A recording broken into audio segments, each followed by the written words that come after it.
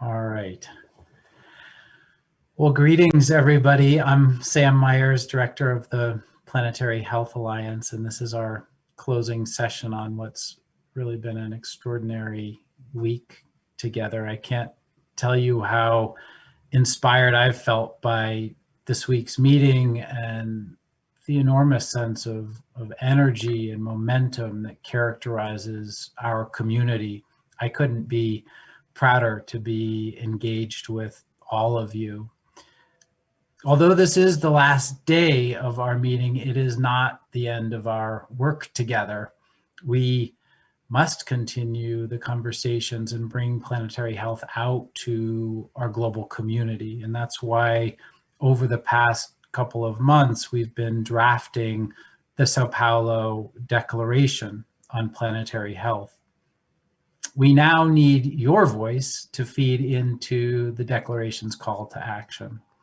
To invite you to participate in this global consultation for the Sao Paulo Declaration on Planetary Health, it is a great honor to introduce Halion Xu, a UN Assistant Secretary General and Assistant Administrator and Director of the Bureau for Policy and Program Support at the United Nations Development Program.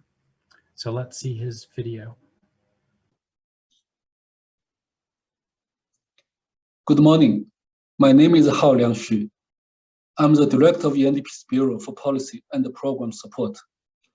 On behalf of UNDP Administrator Achim Steiner, I welcome all the participants to this global consultation for the Sao Paulo Declaration on Planetary Health, hosted by the University of Sao Paulo and the Planetary Health Alliance, coinciding with the Planetary Health Annual Meeting.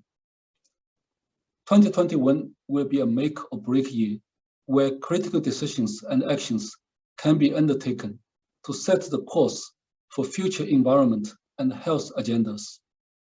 We all are accountable in safeguarding the health of the planet and the people for future generations. The science is clear. Unless we change the way we do things, we can no longer safeguard human health and well-being and the planet.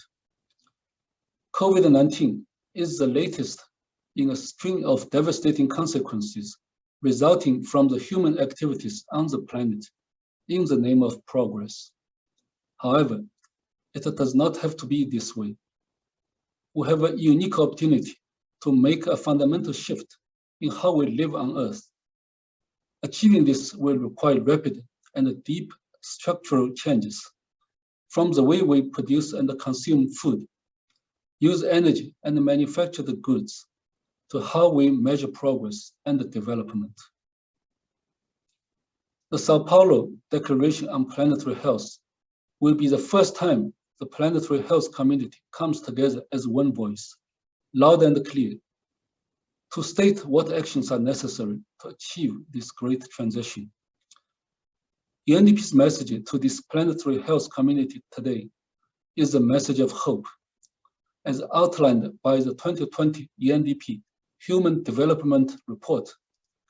We have an opportunity and the power to transform our societies and economies so that people and the planet thrive together in a healthier balance.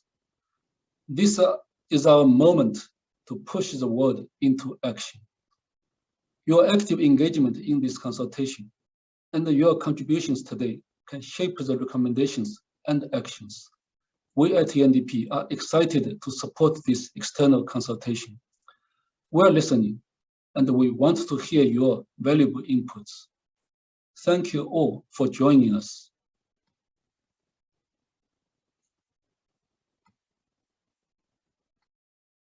Express huge thanks to the UNDP and in particular to Achim Steiner and Mandeep Dhaliwal for their engagement with the Planetary Health Alliance and the UNDP's support of our Sao Paulo Declaration.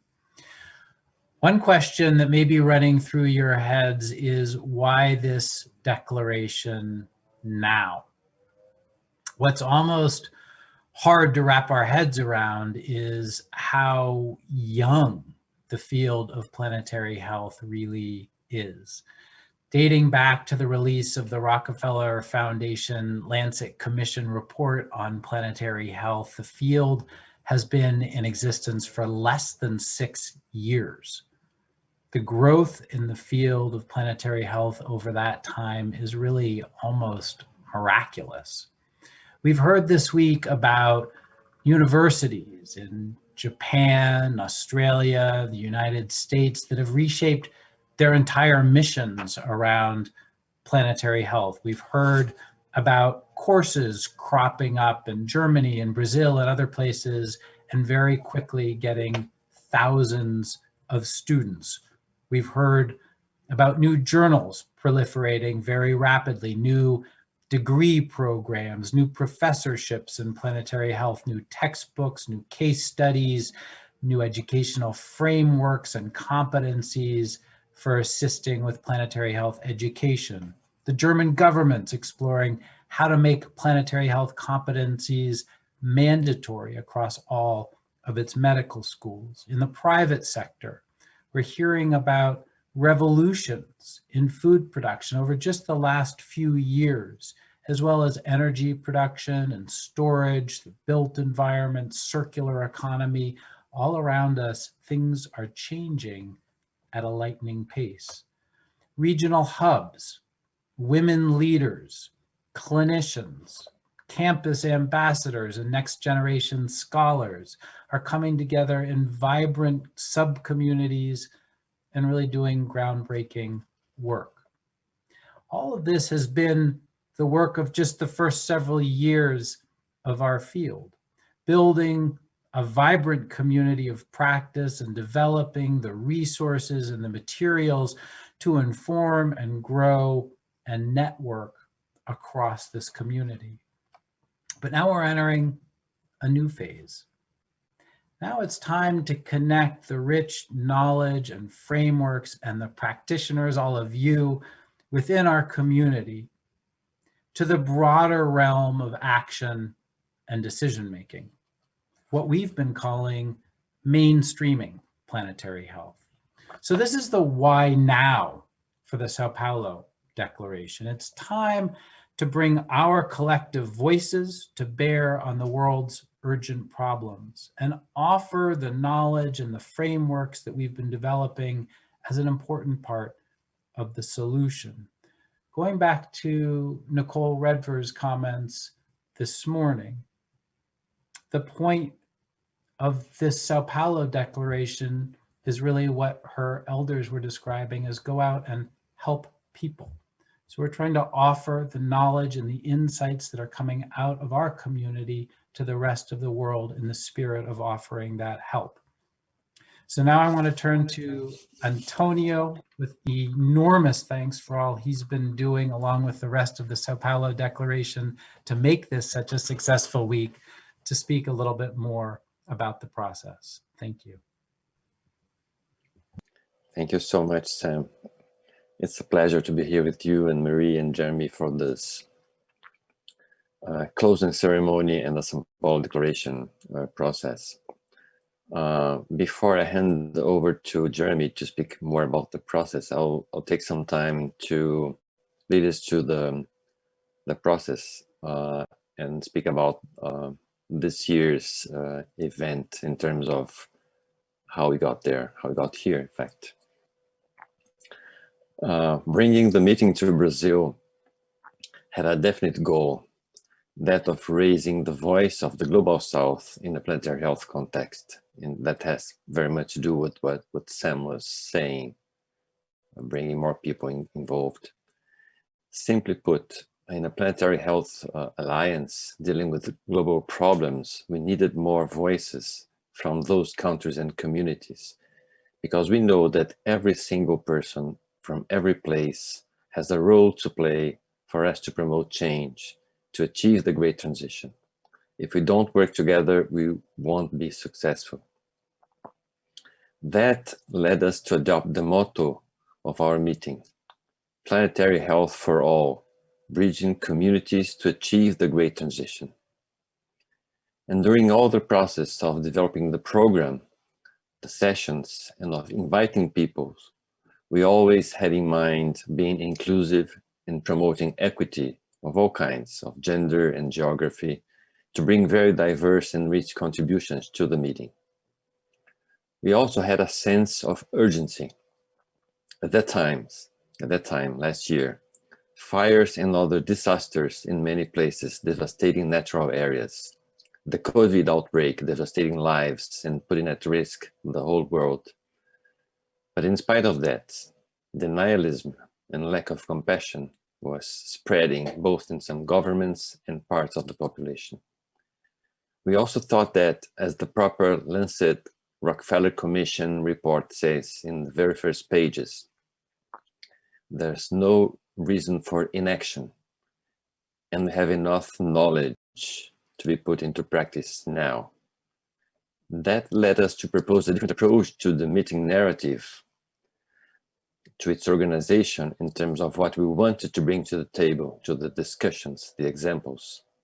And we thought that we needed pillars for each day to build the narrative, starting from solid foundations and moving to actions, examples, to inspire us to engage and act now. The solid foundations we envisioned are values and knowledge for planetary health. And the action part involved private sector, government, and civil society. So 5 themes, 1 each day. During the first day, we discussed foundation values for planetary health with the goal of exploring, recognizing, and acknowledging that we need a framework of planetary health values to make change for the great transition. These common values need to draw upon indigenous wisdom and traditional ecological knowledge, world religions and faith traditions, to help understand how to better our relationship with ourselves, with each other, and with the great world around us. And there's a wealth of knowledge, as we've seen, and examples for us to draw upon, as we learned from the 2 panels and from the interview that spoke about true happiness, by improving justice and equity issues, taking care of nature and each other. The second day, we focused on the theme of knowledge for planetary health, and the conversations focus on the structural changes that need to be made in research, education, and funding organizations. What we learned is that these changes are currently being seriously discussed and acted upon with these organizations. We learned about fantastic examples of planetary health being embedded as an operational framework for entire education institutions, impacting all aspects of those institutions. Finally, there was a lively and informative interview with 2 really good planetary health educational courses, developed for everyone, very inclusive, not only for health students, but for all disciplines and all levels of education and the general public.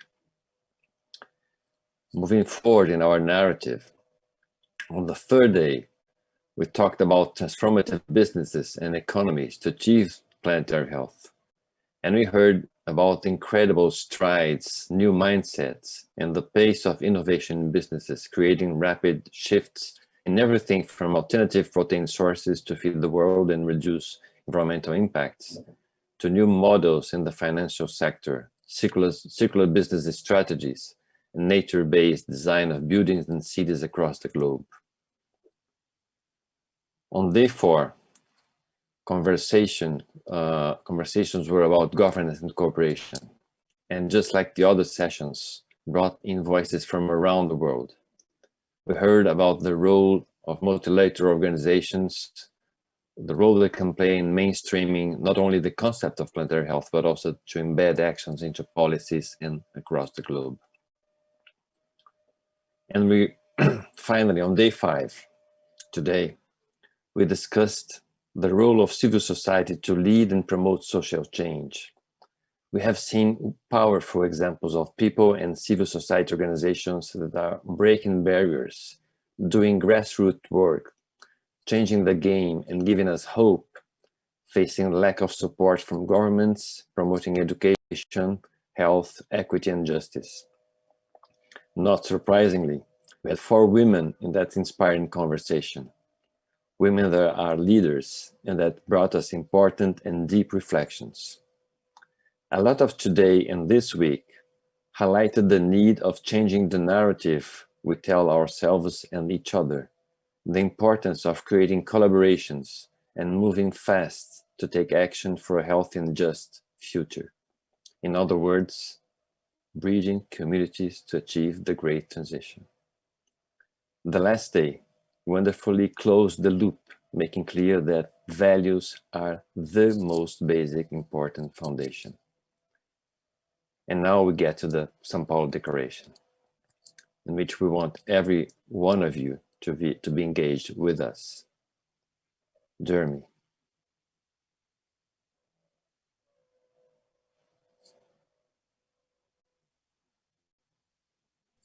Sorry about that, Zoom technicalities.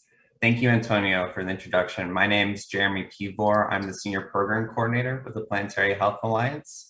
And so as Sam, Antonio, and Hyolong Zhu from the UNDP said, the São Paulo Declaration on Planetary Health will be the first time we as a planetary health community come together as one voice to state what actions are necessary to achieve the great transition.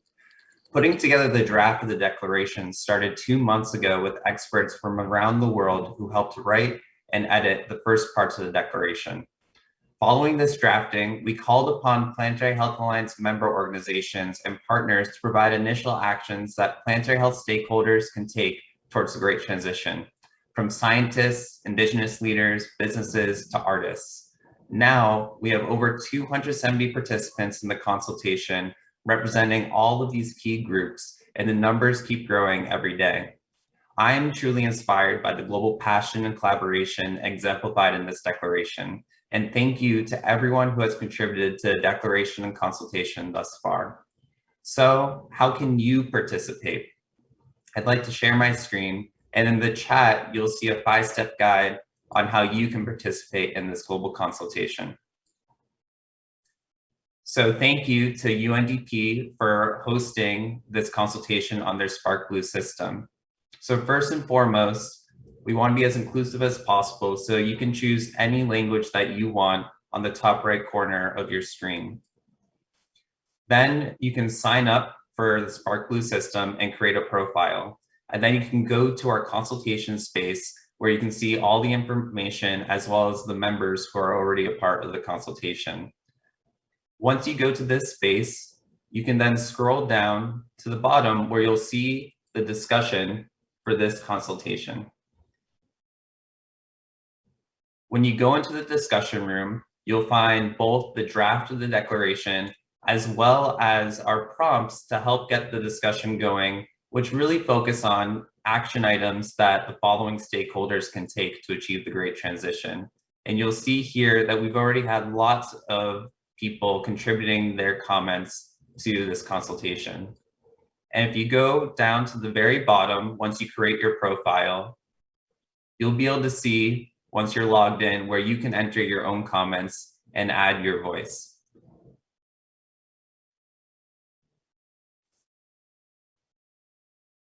So this consultation will be open until June 1st.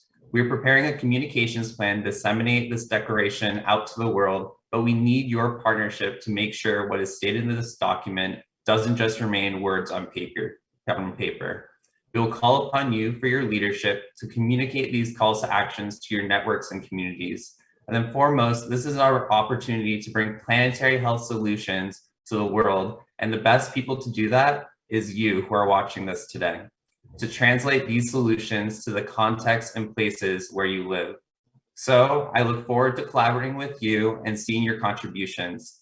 Thank you again to UNDP for supporting this consultation. And most of all, thank you to you all for adding your voice. I'll now pass it on to Marie. Thank you so much, Jeremy. I really appreciate that, and the words from Sam and Antonio prior to mine.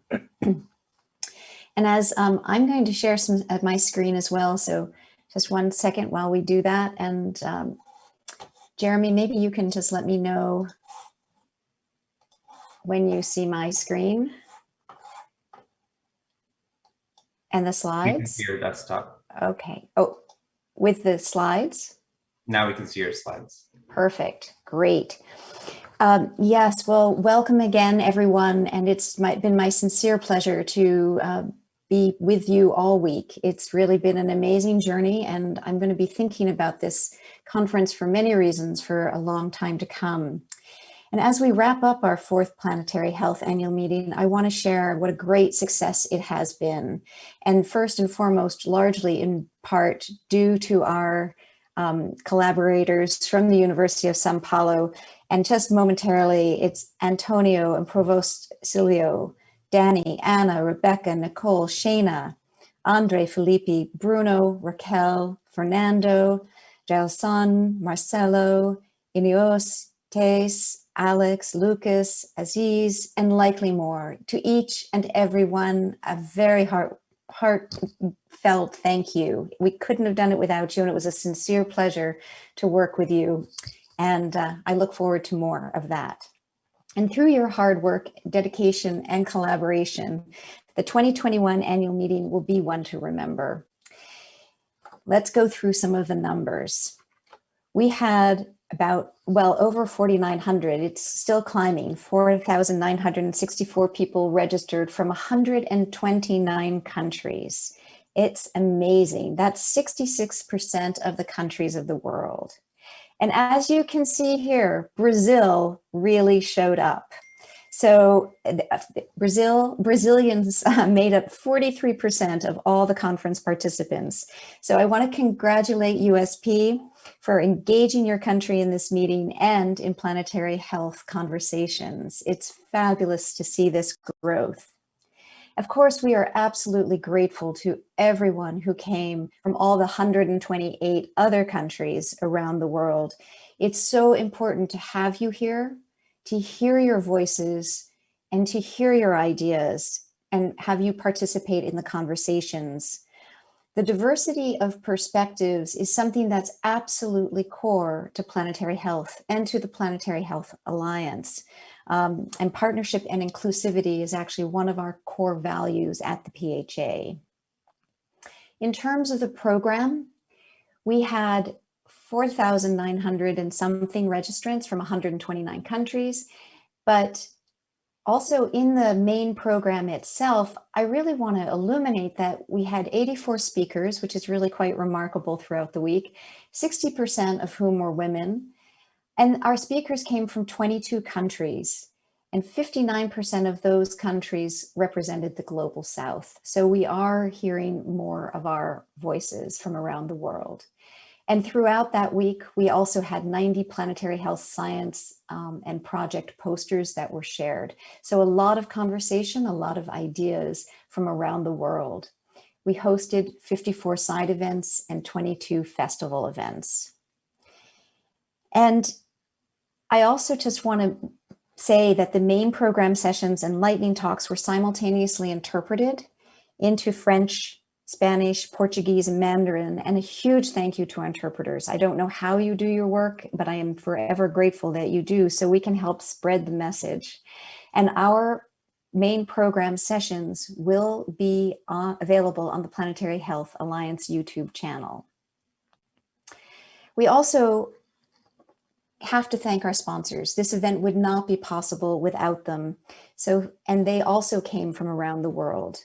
I would especially like to thank the Wellcome Trust, which not only supports this annual meeting, but all of the work of the Planetary Health Alliance. Many thanks for that contribution and continued support. And now, before we go too much further, I just want to say that because of you, this community is growing rapidly, and that gives me hope, and that gives us all better solutions as we move forward. So I just want to say throughout this week, we now have individual membership, which is over 1,000 people on Hilo. Our newsletter subscribers are over 10,000. Our new video view is over 1,000, and obviously the registration in the annual meeting. And as Antonio said, this partnership with you and the action you bring is about bridging communities to achieve the great transition for all. I'd like to invite you to stay up to date on planetary health research and educational resources by visiting the Planetary Health Alliance website, which is listed here. and also to remind you to become an individual PHA member and keep the conversations going and the new collaborations. Lastly, I have one more request, which is again to please help us spread the word about the planetary health by sharing our new video called The Promise of Planetary Health. It is on the Planetary Health Alliance YouTube site, and it is now available with Portuguese subtitles. In the chat, you should find maybe something dropped in there about the link and also a media post you can do.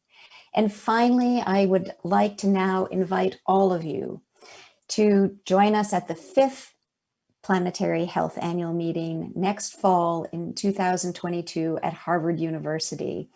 We will be doing a hybrid conference, so virtually and in person. Our real hope is that we can see many, many of you in person for a fabulous time in 2022. So stay tuned for more, but in the meantime, thank you for your continued support and participation. Now, back to you, Antonio. Thank you so much, Marie. Amazing numbers, and also amazing to see that we have 143 people here with us in this closing ceremony, which is not a huge number of people. I'd like to share with you just a few reflections on what has been the process of getting to this meeting. And I think it's important because, you know, you can imagine that it has not been a simple undertaking. In September 2019, when we were officially announced the hosts in Stanford, we had a concept of what we would like to do. When the pandemic became a clear threat at the beginning of 2020, that forced us to promote dramatic changes, as you may imagine, not in the main themes and the narrative we wanted to bring, the discussions we wanted to have to advance planetary health, or the flavor and the voice of the Global South that were a demand from the Planetary Health Alliance and of SAM specifically. That was already well advanced in our minds. Although the pandemic may have emphasized the divides, the problems, the sense of urgency, sorry, as well as the timeliness of our meeting and the need to spread the message of planetary health's framework to a much wider audience. We lost the opportunity of having a few hundred of you here in Brazil in person, sharing our hospitality, our climate, food, music, beautiful campus, but we dreamed that it might be the opportunity to engage maybe a few thousands online, like never before. It has been a challenge because it was a journey with many unknowns. Which platform to use and its costs? And it was unusual at that time for scientific conference to be like that. Now they're becoming usual. Which features, how many days, how many hours per day, how to deal with time zones for a truly global meeting. Once we decided to split in a week-long meeting, why not invite as many good side events as possible under the umbrella of a first Planetary Health Week? That would be an extraordinary opportunity to cover more themes, groups, to be more inclusive. And then at that time in 2020, we saw so many live shows on the internet as a way of bringing artists amid the pandemic, art amidst the pandemic. And we thought that as our values, our ways of bridging communities, why not upgrade our week and encompass a planetary health festival as well? So that's what we did. But then how to handle poster presentations? Then we came up with the format of inviting individual poster rooms, accommodating 90 posters, and of pre-recorded lightning talks with live Q&A, which seemed to have worked pretty well because we had more than 100 participants in those sessions, which is not something to forget. And then there was that great idea that came about in Stanford in the third Planetary Health Annual Meeting of having a declaration. And then how to operationalize that and to be inclusive and have an open process, which became possible thanks to the UNDP and its platform. Finally, we realized that given all circumstances, we needed to spread the word, the global reach we were aiming at, and the types of discussions and keynotes we were bringing that needed to reach the general public, not only those for whom English language is not a problem. And we decided to provide interpretation to 4 languages, thanks to our sponsors. Now, we see that it has been crazy, literally, a huge undertaking. We had to communicate with hundreds of people, organizers, speakers, poster authors, sponsors, and the almost 5,000 attendees.